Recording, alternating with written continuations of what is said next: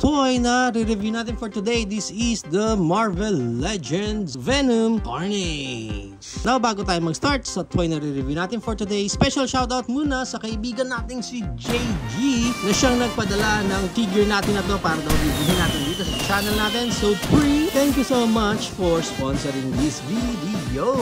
Now, pag na-unclam natin siya, may kasama lang ulit tayong note dito from Hasbro. And as you can see here, na naka-clamshell pa si Carnage. So, i-unclam na natin yan. Pag na-unclam natin dito si Carnage, may makukuha lang tayo dito ng accessories, which is build a figure ni Venom Pool. And dito nyo kay Carnage mismo makukuha yung head niya. Okay, so gagawa tayo ng separate video para sa review naman natin ng Venom Pool. Another accessories niya dito, may alt head lang siya nakasama, which is yan ang itsura niyan.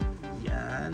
And hindi na na-articulate yung bibig niya. Hindi na nabubuksan. Another accessories niya, itong nilalagay lang sa likod, which is yung mga tentacles lang niya na may mga na marks pa. Hindi gaanong nalinis. Ang sarap lihain ito.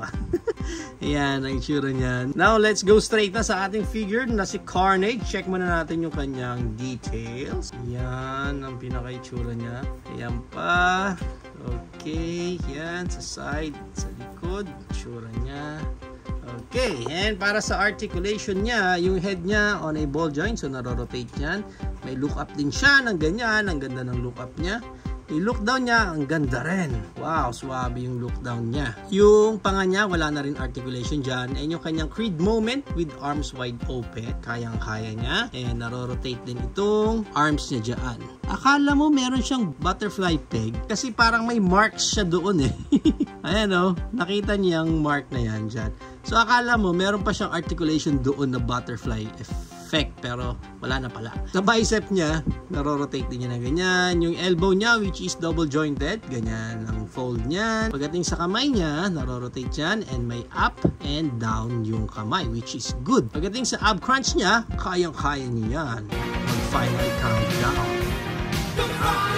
And sa waist niya, naro-rotate yan ng ganyan. Yung kanyang Van Damme split, konti lang yung kanyang Van Damme split, di gaano. Yung high kick niya, kahit pa paano, pwede na. And yung back kick niya, halos walang back kick. Yung kanyang thigh rotation, meron siyang ganyan. And yung knee bend niya, double jointed ulit, which is good. Kaya ang ganda ng knee bend niya dyan. Sa ilalim ng knees niya, pwede rin ma-rotate siya ng ganyan. Yung feet niya, may up and may down. And may mga tiltage din na ganyan, which is good.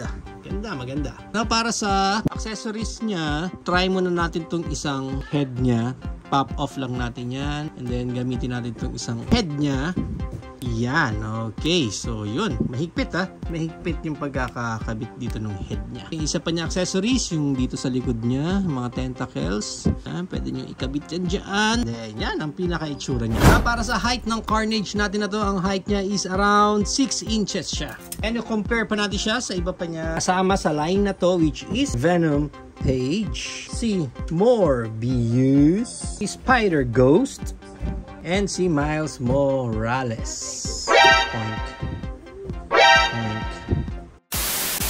Yan. So actually, ito na lahat yan. Magkakasama dito sa line na to. Yung 5 na yan. Pag nakompleto nyo yan, mabubuo nyo na yung build a figure ni Venom Pool. And i-compare na rin natin siya sa ating Toy Biz na Beta Ray Bill. Knockoff version na Gladiator Hulk. MCF Clayface. MCF Doomsday. And ang ating Yolo Park AMK Pro Series na si Optimus Prime. So, yan ang ating height comparison. If you are planning to buy this figure, ang price range niya is around 500 pesos up to 600 pesos. Depende na lang again kung saang specific market kayo makuha ng specific copy nyo nito. There you have it now, guys. Ito na ang ating Marvel Legends Venom Carnage. And marami nga nagsasabi dito within the toy community na knockoff version daw yung mga makukuha natin pag umorder tayo sa GMP, which is doon namin specifically nakuha sa store na yon ng Shopee itong Carnage na to. But I will let you decide on it ulit dahil again may kasama silang note ng Hasbro, which is very uncommon sa knockoff version na even ito pinakopy nila. Usually wala na yan. And ang nagtataka lang din ako dito, yung ibang kasama kasi nito sa line, may kasama walang serial number mismo yung mga figure nila. Although, pagdating dito kay Carnage, is wala naman siyang serial number nung mismong toy. So, wala, hinahanap ko eh. Pero sa may paa niya, may nakalagay na Marvel. Oh. Ayun, may markings din eh. So, I really don't know kung talaga bang knock-off version ito or baka naman nakachamba tayo ng authentic within that price range. But then again, sa buong series na to or even ito mismo si Carnage, may mga mapapansin ka lang or mapapa-question ka na bakit ganito yung itsura nun. Halimbawa, tulad netong sa tentacles niya, accessories niya sa likod, may mga sobrang marks dito eh. So parang nila gaanong nalinis yun. So parang authentic ba to or knock-off? Kasi bakit ganun yung execution nila? Mapapatanong ka lang ng ganun. Pero overall, itong mismong figure na to, okay naman sa akin. Yung mga articulation niya, maganda naman and maayos. Actually, maganda yung playability nitong mismong figure na to. Kung wala ka pang Carnage sa collection mo, I think maganda itong addition na to. Knowing na ganun lang yung price point niya. But then again, halos lahat naman tayo kung bibili nito si Venom Pool naman talaga ang habol natin dito kasi ito yung build a figure na makukuha natin. So kung gusto niyo makita yung review natin at kung paano natin i-assemble itong mismong build a figure na si Venom Pool, check out nyo yung next video natin.